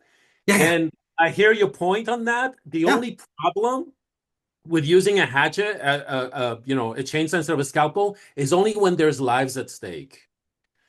So actually, I think that's been brought up in criticism of Doge and stuff, that they're just going like that and sweeping everything sure. and realizing, oh shit, people, oh, this is bad. And then they're trying to reinstate it. And so the common sense is to do it with a scalpel rather than going, let's clear everything and then figure it out, which in reality, it doesn't make any sense, if that makes sense. Well, see, I don't know if it doesn't make any sense. It just is, it's a different strategy. And what's interesting is in government, they have immunity for the decisions they make, as long as it's not like blatantly criminal, right? So like if the FAA makes a decision to, fire all the air traffic controllers because there's a problem with the hiring process versus trying to go through and figure out who's qualified and who's not. If a plane crashes, you can't sue them for that decision. So It'll be a problem, right? well, I'm just saying that it's like, I mean, well, maybe this is what's going on is if I folks know, are right? critical- That's like when lives are at stake and there's like actual real consequences to make those decisions. I think it's better to be cautious than. all right. So after 9/11, we grounded all aircraft. Well, that was a pretty radical decision. Yeah, That's- but grounding all aircraft, I don't think there was a lot of consequences other than people's discomforts. Oh, I don't know about that. I bet You we think could so? find people who died. You And think I so? do have an example. I don't know if Garrett can hear this, or I can wait. I can come around next time because he wanted examples, and I found one from the Dictator's Handbook. So I'll let somebody else speak. Well, I mean, I don't think there's anybody else waiting, so go ahead for the benefit of the members here. Okay, but yeah. So, well, actually, let me say something else first. I know because I do want Garrett to hear this. Okay. So if Trump is making bad and immoral and horrible decisions, and he's a dictator and a gigantic doo-doo head, at a certain point, if folks want to change that, or the folks that do want to change it, it's incumbent upon them to put forth a program that will get them back into the White House. And maybe that's the best place to focus on, or one of the places to focus on. It's the only power we have is the voting and our dollars, right? That was the only two conclusions we came after Garrett's really pressing dictatorship problems, right? Right. Because I mean, I do see a lot of obstruction going on, and that's how the system's supposed to work, right? Checks and balances, and everybody gets frustrated, and when nobody's happy, that's the symbol. Yeah. That's not what's happening right now. What's happening is a lot of change by presidential authority, which was never granted in the president in the first place. All these tariffs, that was never legal for a president to do that. The only way a president was able to do tariffs is if there was a national security interest. which Didn't Trump Congress claimed there. delegate that to the president, though, at some point? No, only in case of emergency situations. And now Congress has recently retroactively liberated Trump and given him authority. The only like on a pure party lines vote, 51%, right, Yeah. have voted to empower Trump to give whatever the hell tariffs he feels like. If he wakes Okay. up in a bad mood, he's allowed to give a tariff to whoever he wants. Okay. So it's One. legal at this point in Now time. it's legal, but it was not when he started doing it. Okay. So Garrett, I have an example for you. Yeah. So this was one of the examples from the Dictator's Handbook. We gave to Pakistan between, I think, 2001 and 2008, something like $6 billion in aid to fight the Taliban. And apparently about only 500 million of it actually went to that purpose. The rest was like siphoned off. And who knows whose palms that greased and where it went in the world, and God knows what was done with it for good or ill. So, there's an example of somebody I'm sure could look at the $500 million and say, look at all this good work we did. Did you want to do you want to cut that off? But that's $5.5 billion that went to God knows what. And I'm sure I could find all kinds of horrible stuff that was done with that. And I mean, earlier I was saying some of this stuff, it's like it's discretion, right? So I might make one decision in good faith, and you might make another decision in good faith. And I mean, I trust you're going to try to do the best you can. I'm going to try to do the best I can, but we might come to very, very different decisions. So I don't know. think wouldn't that fall under the corruption argument, which is, I think both sides agree that we all want corruption taken care of. And I think the problem is in how do you do that? Do you go ahead and swipe everything with a hatchet, with a chainsaw, or do you take your time, especially in situations where there's lives at stake, like Sure. USAID, like the FAA issue, Yeah. and like many others, like, I mean, people are talking about Social Security and Medicare, and Yeah. I mean, Well, that's some of these things, the decisions are not clear cut. Like, let's say somebody has adulterated the water in some of these fire trucks with something really toxic, but it's only maybe a certain percentage of them. Now you have a decision to make. Do we just park all the fire trucks until we can figure it out, or do we let some of them go to the fire with gasoline in them? Your example with Pakistan is Yeah. hindsight being 2020, right? When we gave Yeah. that money, we expected that it was all going to go to fighting the Taliban, and it was Maybe. 2002 to 2008, right after, like, well, right before actually moving up to 9/11. So it was, money sent to, try to prevent our enemies from becoming more powerful. And I would argue even the 500 million was still a benefit, but I would argue that if we'd been smarter, we should have spent 500 million reincorporating the Taliban back into society, and then we never would have had 9/11 in the first place, and we would have had a Taliban that was more likely to be peaceful than military. But given what happened, there was also a government oversight committee that said that $2 billion of that spending the Government Accountability Office was not accountable for, meaning they didn't do the proper searches on making sure that the money was spent accurately. There is supposed to be an accountability office that makes sure that the foreign aid is spent correctly, and that organization did not do that. I don't believe that aid was through USAID though. Let me check. But I just question whether everything that goes through USAID is actually for the good. I think no, that's pretty clear that it isn't. no, those funds were not given through USAID, by the way. Okay. They were done through the Coalition Support Funds, the CSF, through the U.S. Department of Defense. So that wasn't USAID. So keep searching, my friend. I'm sure you'll find some. And I do think that there's probably USAID money that was not spent well, but you're going to have to find a real example. Well, it's still It's corruption in every single department. So I mean, look, to claim that anyone has no corruption whatsoever, like no one is perfect. No government organization is perfect. No large organization is perfect. There's always imperfection, right? The question is, how do we do the most good possible?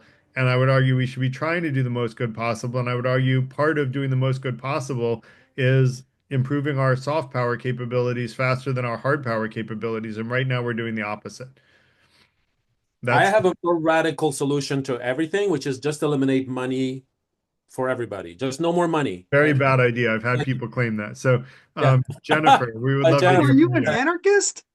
I love No, no, I'm just trying to figure out if the world can work without money. It would not work well. It would be very bad. Jennifer, we would love to hear from you. We can talk about that another day. Jennifer, are you here? You're Jennifer on. Divisio, you're on mute. Let me ask to unmute. Okay, hi. So yeah, I definitely agree with Garrett that soft power is important. We should be spending money on that. And there are ways to examine where the money is going and should be examined. I mean, there's, waste, fraud, and abuse and everything. But you can't just stop the whole thing. You have to examine it while you're still doing it. Just like the Doge cuts everywhere else, it's just stupid. They just did it for all the wrong reasons anyway. So, and just like uh, the Afghanistan issue, the whole thing was handled so poorly, getting involved in Iraq. And so nothing there was done properly. And I think that a big expansion of kind of oligarchy happened at that time too, because all the uh, private contractors that were getting money, who knows how much they were getting. So, there's a lot of problems. Now, the USAID, well, a lot of it is run by government employees, and these people are not making money. They're not, they're in it for mostly for good reasons. They're not making a lot of money. And No one the whole works for the government to make a lot of money. They Right, they max exactly, out at a pretty low level. exactly, Yeah. right. And it really bothers me that people paint them as such terrible people, taking all your money and not working, not showing up and all that. It's just not true. And just like, you can say, well, I guess uh Musk did say, oh, there's so much corruption in USAID. He said it was a criminal operation. Well, where's his proof? He didn't show us any proof. I mean, I think it's a big lie. When he comes, I'm going to ask him to cite his sources too, Jennifer. When is he going to come? I don't know. We got to work on that. That would be great. I don't know. I mean, I don't trust anything that he says to be the truth anyway. Well, yeah. His I mean, what? investors have certainly trusted him a lot, that's for sure. Well, yeah, but I mean, he can't be trusted at all. He's Well, he's he's in it for the wrong. He's making money. He's taking a lot of money, and and he hasn't really give it the attention that it deserves. If you're going to do it, then do it right. But yeah. he never was in it for the right reason. And of course, Trump doesn't care. So that's all I have to say. Thank Thank you. you, Jennifer. Appreciate your comments. And I agree. Like, I think the fire hose example is just so apt. It's like you're fighting like a fire with one hose out like one side of the house. Well, maybe you should have firefighters from all three sides or four sides. Well, you have to identify that, put those firefighters in place and add firefighters. And then if that firefighter has leaks in his hose, all right, give him a new hose so that he doesn't Mhm. have leaks anymore. Sure. But that's a thoughtful approach. But saying Right. I'm just going to cut off the water to the firefighter and let the house burn down, that's not a thoughtful approach, right? And so No, no, we're it's we're in it's agreement there, self-defeating, and yeah, it doesn't solve any problem. right?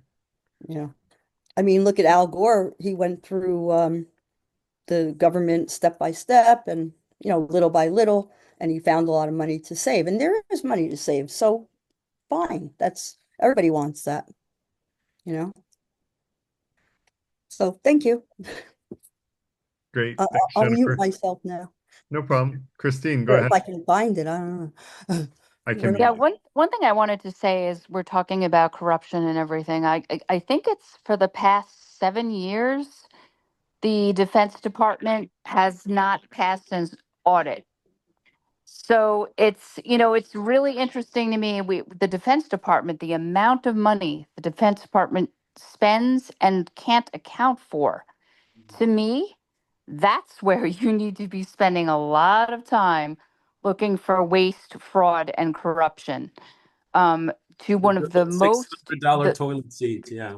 the largest one of the largest expenses on our accounts, until you are able to tell me where all that money is going, to look at this other stuff. We had there were people who were getting money through the because of the COVID pandemic funds. Okay, so let's say somebody discovered that early on. Okay, oh, look at this. There are these 600 people here who made a whole lot of money off our backs with the COVID. So let's just stop helping people with rent. Let's stop helping people because there might be another person who does something with corruption and fraud. So we hurt those who really need it because we're terrified of fraud, waste, and corruption.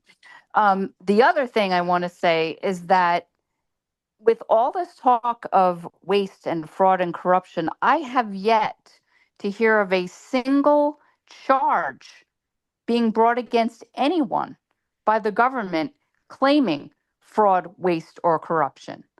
So they can use those words all they want, and I'm sure it exists, and we should be looking for it. But no one has yet been charged. So I think it's a very useful bunch of keywords, but um, it's just to get their program through. USAID, trust me, if there was the way that they could have made money from that 80% that they cut, they would have found a way and they would have kept sending it. Yeah, I agree with you, Christine. And I do think that there are ways to improve USAID, just like I think there are ways to improve all parts of government, and all parts of private enterprise. We used to say when I worked at GE, when we were winning best managed company in the world, we used to joke, if we're the best managed company, imagine how bad the second best one is, because we thought we were terrible. And so there's room for improvement everywhere, and with all of us as human beings.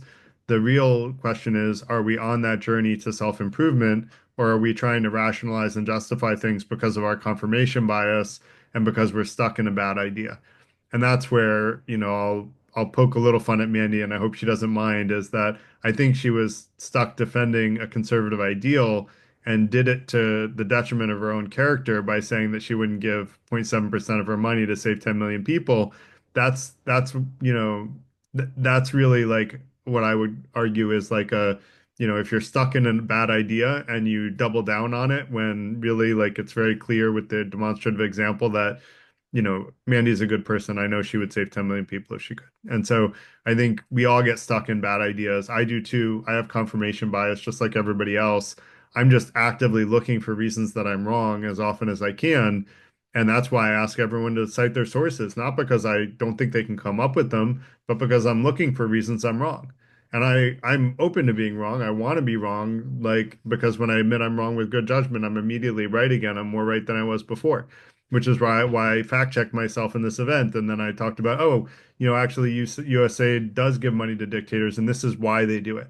And then there's an explanation, and the conversation gets more nuanced, right? By admitting the things that may not look good, but help us understand the situation better, we can acknowledge the reasons that certain things that may sound bad on the surface, we can acknowledge the reasons that those things happen and know that sometimes in order to save, maybe hundreds of thousands of lives, you have to give some money to a corrupt government official who has all the guns in the country, and you have no other way to help those hundreds of thousands of people. And so the question is, do you turn your backs on those hundreds of thousands of people, or do you give some money to a corrupt dictator so that you can get through to them? And those are tough choices. I don't know that I want to be the guy making those choices. Now, I try my best to make the best decisions I can, but those are hard choices, right? And I don't think anyone would find that decision easy. And if you do, I think you're not thinking carefully enough about it. That said, I want to let Charles go. Yeah, so I did write something in chat. Actually, Garrett, I don't think we actually disagree that much in terms of analysis as well. So, but I think where we got tripped up, at least from my point of view, was the particularities of the framing. So I'll try to avoid that, just so we don't get into that kind of tripped up again, and kind of focus on maybe the more constructive ways of looking at this. So first of all, I do think that it's important to recognize all the good that USAID does, and for those who may criticize, especially those on the right who may criticize the controversial components and or the more political components, I think it's also important to understand of how the world, or it's very beneficial for the United States to have a consistent policy around the world and having especially programs, aid programs that can directly affect lives to be withdrawn, that rapidly actually would end up hurting the United States in the long run or medium long run, not just in terms of reputation, but as well as just reputation translated directly into economic benefits. So that is actually very important. The other thing, kind of blowing this kind of bigger is, okay, why are we becoming more politicized, or why is there, I think for those who are critical of this action, it's like, why is it, we taking more extreme measures in the executive branch? So for that, I would hope the more bipartisan way to approach it, rather than to look at the other side and say, oh, you're abusing this and that, would be to kind of recognize the broader general trend of how both parties, due to political incentives, have been, pushing the boundaries of executive power and abuse and all sorts of, extra legal or, gray area tactics. And I think that's something for us voters to recognize as well, because when we see it, the opponents do it, we obviously criticize it.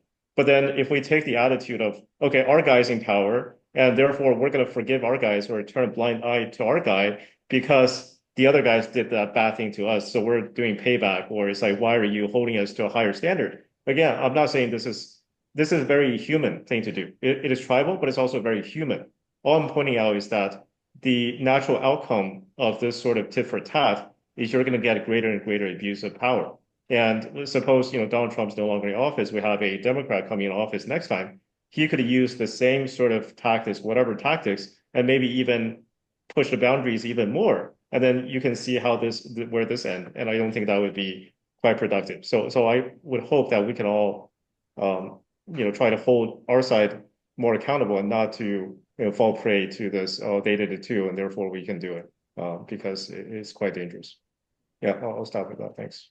Yeah, it was not intended to be I don't see this as a political like liberal versus conservative thing. This is just was Trump's action in this particular case a good or bad thing? And I would argue it was a bad thing. I think the way that it was done was haphazard, and I think all of us so far have agreed with that except for a couple.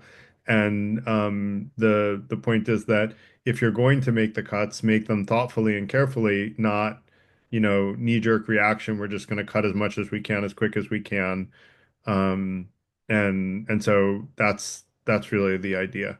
Um, the other thing, Mandy, I think, from looking at a summary of the Dead Aid book, she has a lot of good points, and I think there are a lot of other ways to give aid to Africa that would be more sustainable and market driven, and that's actually what I would probably follow an approach if I become, well-to-do enough to be able to have an impact in Africa.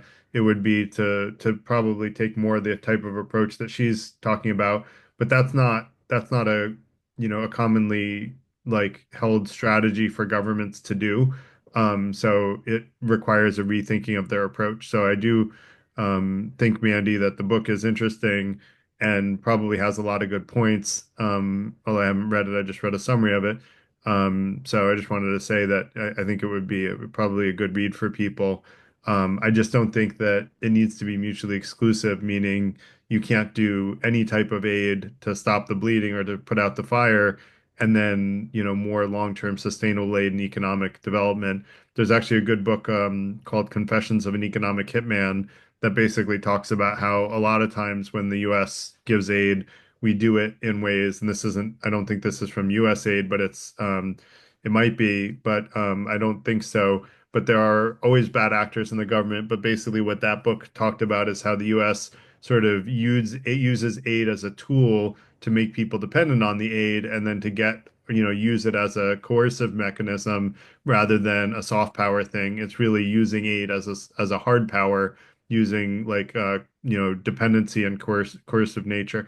Now, this is again, like all aid is not good aid. I'm not saying all aid is good aid.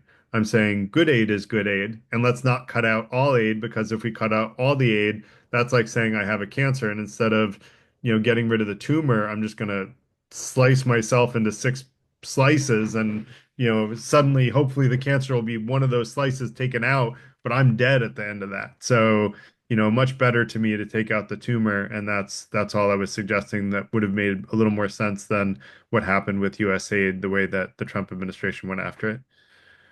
And let's not forget the industrial military complex that's been the That base of Eisenhower, a Republican, 50 warned us years. about. Yeah. So I'm a big fan of reducing dependency on the military industrial complex. Like it is a real thing, it's a big thing, it's a very powerful thing, and it's not it's not accountable to anyone. And that's the problem that's scary, right? Like the people that are supposed to hold it accountable are the government representatives, and we see that they're not. So, Mogo. Yep. Maybe it has been covered, but tell me, Bonnie, if I'm wrong. Were you the person to say that America doesn't have to get to help people, and that the government should prioritize America and American? Was that correct to hear that? That was an argument that was made, yes. Okay. So I want to share my thought on that, and I am going to take my example as a human being. I didn't decide to show up on this planet in a wealthy country. I was born in France, and then I decided to migrate to the States for good choices, for professional choices. I think any country has any obligation to do anything. It's more a human moral obligation, because there is not one life that is more valuable than the other one. And I could have been born in Somalia. I could have been born in India. I could have been born, I didn't decide that. And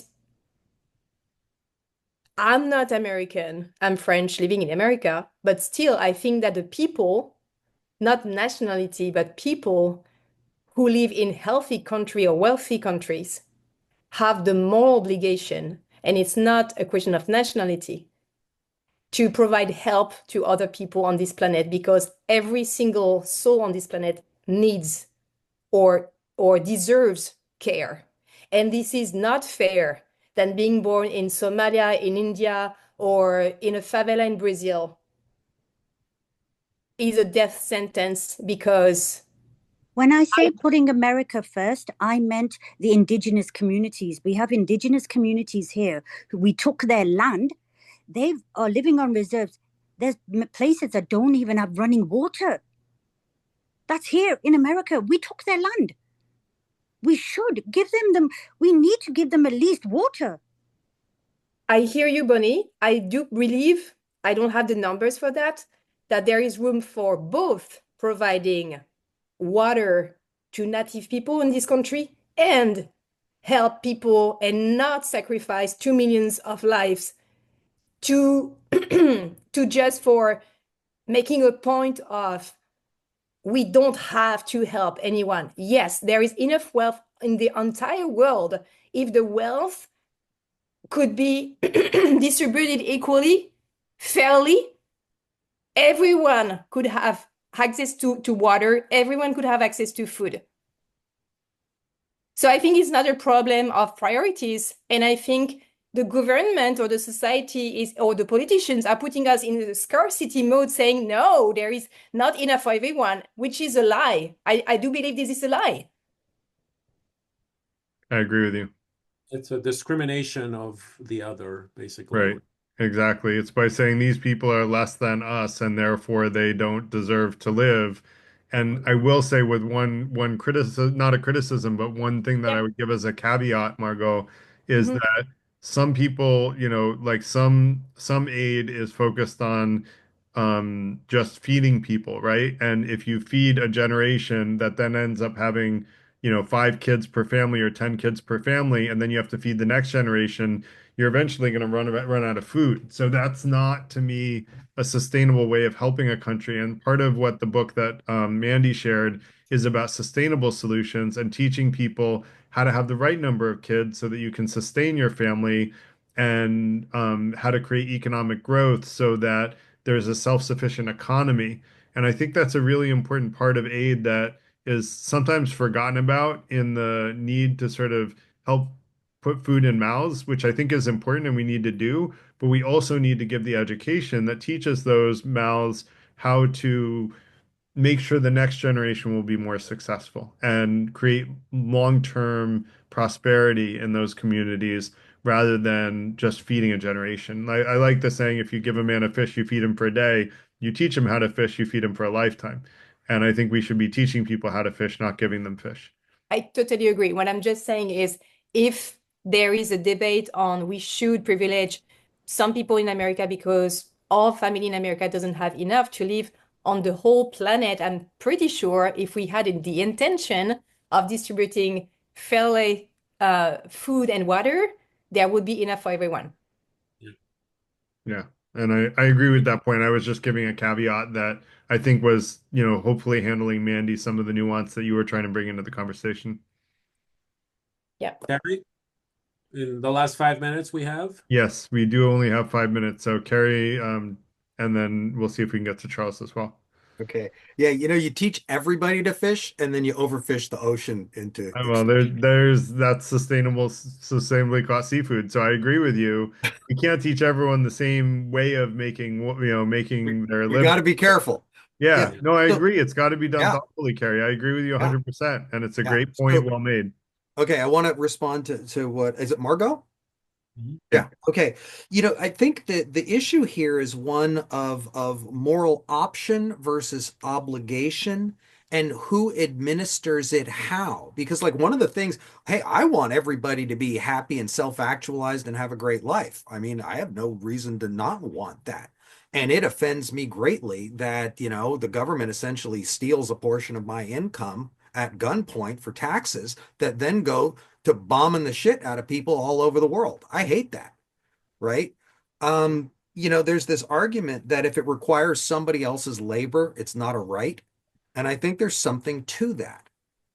So I think part of the conversation really needs to be, we've talked about a bunch of these decisions where we all agree on the outcomes. We want fewer people dying and people to be elevated. That all sounds great. The question is how we do it.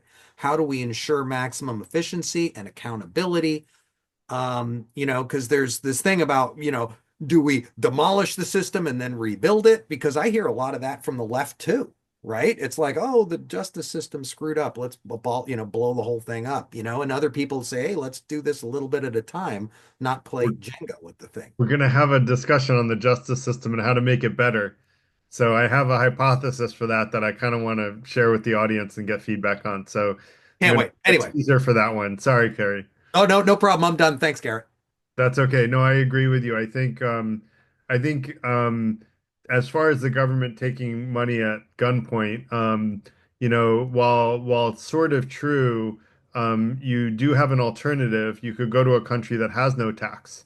So if you want to live in conservative paradise, it does exist, and there's no taxes, there's no government services, there's no roads, no stable government whatsoever to tax anyone. It's called Somalia, and if you want to live there, you can live the conservative dream in Somalia along with the other people. And I hope you have good eyesight and a good gun and a good bunch of friends that have the same thing, because otherwise you're not going to last a couple weeks. Do you guys think that it's actually theoretically possible that you get a bill that's okay, you owe, let's say, $10,000 in taxes based on your income. You have the choice to give it to whatever you want, but it's got A to be the line item veto. yeah. Would that work? I think it's an interesting idea, Carl. I do. Because I think more people would. I mean, because I agree with Carrie. I mean, it's horrifying that we have no control over where our money goes. Problem is if, and look, I'm going to be the first one to criticize the military and say that, I think the military budget needs to be cut quite a bit from where it is. It's, more than double what it was, what I was looking in the periods that I was looking at and referring to today. But like, suppose that nobody gave money to the military and then the military literally was completely defunded, right? In a worst case scenario, then we would have a real Yeah, problem. I don't think I don't think anybody. that would happen. Yeah. Now, I think it would be an interesting exercise. I'm a big fan of direct democracy, and so yeah. But We could have a kind of a thought experiment in one of the meetings where we can actually do like a polling and see the percentages and see what would end up. Like, let's do this thought experiment. it would be interesting. And I I think think it it would be should really show on interesting. our paychecks when it says the tax deducted. That should be a breakdown of how much of our taxes is going to social Yeah. security, to security. Mandy, I Yeah. hope if you get that, I hope you get your paychecks done digitally because otherwise you're going to be killing like an entire tree with each paycheck. Like our government budget is big. It's not realistic to go down to that level on each paycheck. But I think the idea of being able to vote for where you put your money is a good one. I like that idea. But let me let Charles go last. We just have 1 minute, Charles. So if you can, just try to keep it brief. Sure, sure. My I kids to promise bed. to be, yeah, I promise to be pessimistic. So while I completely agree with the last the female speaker on a personal level, I'll go. I think that there's a concept called reveal preferences in economics. So you look at how our world actually runs, our government actually runs. That I'm much more worried about us having nuclear weapons and blowing ourselves up, or due to playing loosey goosey with AI to basically open ourselves up to existential risk. Even without the existential risk of AI, we're already looking at unprecedented disruption to socioeconomics because it would be jeopardizing a high percentage of people's jobs within the next 5 years. So I think given those constraints and given how, let's say, if we cannot even fix the road, how do we expect ourselves to build an airport? I would actually advocate for United States to be far more selfish, but selfish in terms of our long-term national interests, because that is the only way for Americans to feel assured enough to not do anything kind of crazy and then, potentially end up blowing up the world. And only it's kind of like the airplane analogy. If the plane is going down, you want to save it yourself, and then you can save others. So that's a very pessimistic view. I'd be happy to go into it, but there's that. Let's let Margot reply. She had her hand up. Yeah, Charles. Sorry, I cannot change my name. I don't know why, so it's my band name. Maybe I'm very naive, but I do believe that there is a part of the wealth that is being created from the wealth and not from real work or real content or real addition to the society, meaning the hyper rich people are making exponential compounding money on their money. And I don't see the morality of it. I don't see the merit of it. And we live in a society where there are messages all the time on we cannot afford to do this, we cannot afford to do that. I'm not sure. I'm questioning if we really cannot do it, You're right or about if we be um, sharing or putting this extra wealth created differently, maybe we would have. And in fact, we did another event on like a new economic system, and I talked about a couple of investments that would get a pretty good return on investment. Two of them being nationalizing healthcare, although I don't believe it should be government run. I think it should be government paid for, but privately run. I still have a lot of belief in that the free markets are the best at implementing resources. But I do think that the government should provide everybody health care and the funding for it. and then the other was free higher education, which most of the free world has, other than the U.S. Nominal cost education, and both of those have a high return on investment. Doing those plus reducing the budget of the military could get us to a budget surplus. And I did an event on how we could get to a budget surplus with those two and reducing the military spend and maybe one or two other things, but a couple of other tweaks. It's very doable.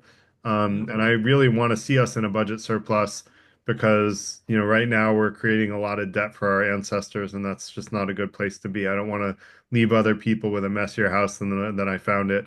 I want to leave them with a cleaner house than I found it. So. I would even go a step further to say that even with existing technology, not even factoring into account the AI, boost, Correct.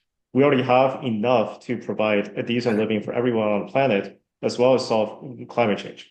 The problem is that we don't have that. Then you have to ask yourself, why is that the case? In fact, if you go by the track record of what people are actually doing, we're actually becoming more and more incompetent and potentially creating more on the catastrophic downside, which is blowing ourselves up within the next whatever years. So I like to keep us alive and long enough to reap the benefits of creating a good life for everyone. So that's kind of how I approach it. Thanks. Yeah, and I think you're the eternal pessimist, Charles, and I'll be the eternal optimist and say, while I agree with you, Charles, that we're not there and we have the capability of doing it, I believe that we can get there if enough of us tell enough people to join FTI events and follow the five intentions, and if literally everyone in this room told 10 people and that happened 10 times, we would literally reach everyone in the world. And if we had everybody in the world following the five intentions, this would be a solved problem. Guarantee you it would be a solved problem because we would use that money ethically. We would have less corruption.